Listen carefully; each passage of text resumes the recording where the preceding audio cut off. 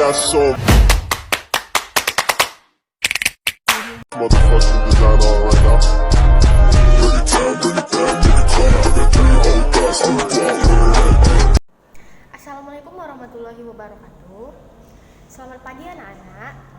Apa kabar kalian semua? Alhamdulillah, kita dalam keadaan sehat walafiat ya.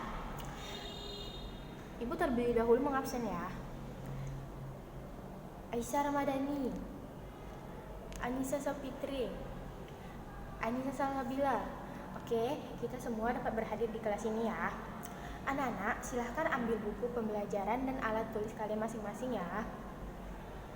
Sebelum memulai pembelajaran hari ini, baiknya kita berdoa menurut agama dan kepercayaan kita masing-masing. Berdoa dimulai. Doa selesai. Hari ini kita akan belajar bahasa Indonesia tentang fabel. Anak-anak, ada yang tahu tidak apa itu fabel? Fabel adalah cerita pendek yang menceritakan tentang hewan. Tokoh-tokoh yang ada di dalamnya adalah berbagai jenis hewan. Cerita dalam fabel adalah cerita fiksi. Cerita fiksi artinya cerita yang dibuat berdasarkan khayalan pengarang. Kemudian ada ciri-ciri fabel. Ciri-cirinya yang pertama itu menggunakan hewan sebagai tokoh cerita. Yang kedua, tokoh hewan memiliki karakter dan sifat seperti manusia. Yang ketiga, memiliki alur atau jalan cerita. Keempat, memiliki pesan-pesan kebaikan di dalam ceritanya. Kelima, fabel dapat diperagakan menjadi sebuah drama. Kemudian ada unsur intrinsik dalam fabel itu. Yang pertama, nama tokoh atau jenis hewan yang terdapat dalam fabel. Kedua, sifat setiap tokoh. Ketiga, peristiwa penting yang terjadi dalam fabel. Keempat, pesan atau nasihat yang ingin disampaikan oleh tokoh kepada pembacanya. Sudah tahu kan anak-anak apa itu pengertian fabel, ciri-ciri fabel, kemudian unsur intrinsik fabel. Oke.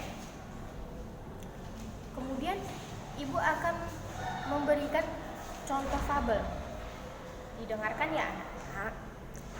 Judulnya yaitu Jerapah dan Kura-kura. Dengarkan ya. Di sebuah hutan, seekor kura-kura sedang mencari makan. Kura-kura melihat banyak pohon yang berbuah. Ia berusaha mendapatkan buah yang jatuh. Namun, buah yang jatuh sudah rusak. Kura-kura bersedih karena tidak mampu menggapai buah itu. Tiba-tiba, sebuah suara mengagetkan kura-kura. Ia melihat sesosok hewan tinggi berjalan melewatinya. Hewan itu lalu mengunyah daun-daunan. Ternyata itu jerapah. Kura-kura berkata, "Hai jerapah, bisakah kau mengambilkan buah untukku?" Teriak kura-kura. "Hai kura-kura, baiklah," kata jerapah. Jerapah pun menarik dahan dan mengambil buah dengan mulutnya. Ia meletakkan buah itu di atas tanah. "Terima kasih jerapah, kau baik sekali." "Sama-sama kura-kura.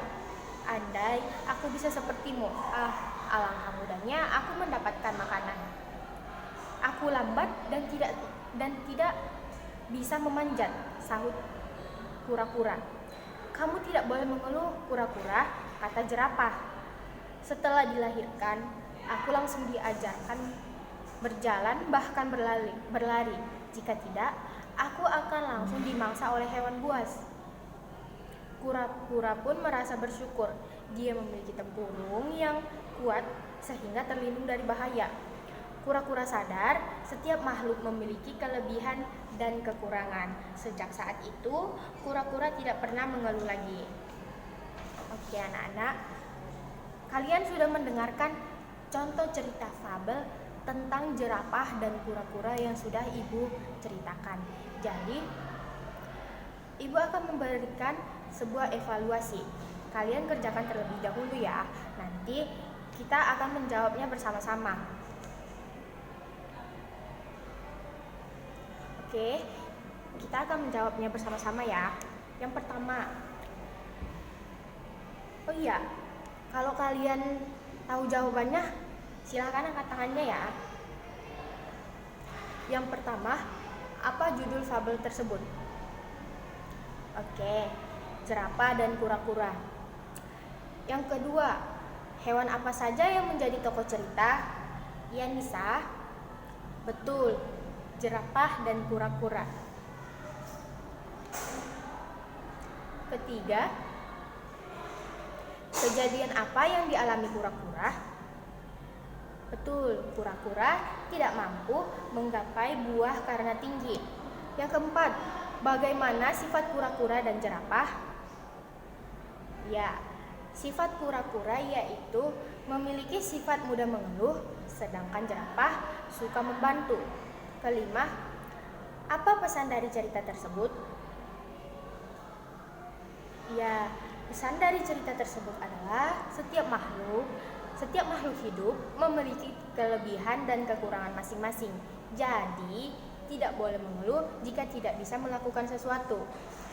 Yang keenam, informasi yang terdapat pada cerita tersebut apa saja? Oke, yang pertama, di sebuah hutan hidup seekor kura-kura dan jerapah. Yang kedua, kura-kura bersedih karena tidak mampu menggapai buah. Yang ketiga, jerapah mengambil buah untuk kura-kura. Keempat, kura-kura memiliki tempurung kuat sehingga terlindung dari bahaya. Ya. Nah, apakah anak-anak sudah paham materi hari ini? Alhamdulillah, jika anak-anak sudah paham, silahkan kerjakan soal evaluasi di halaman 63. Minggu depan akan Ibu periksa ya. Dan silahkan ulangi materi kita hari ini. Sebelum itu, kita ada baiknya berdoa untuk menutup pembelajaran kita hari ini. Berdoa dimulai. Berdoa selesai. Oke, sampai di sini pembelajaran kita hari ini. Ibu akhiri. Assalamualaikum warahmatullahi wabarakatuh. Audio Jungle.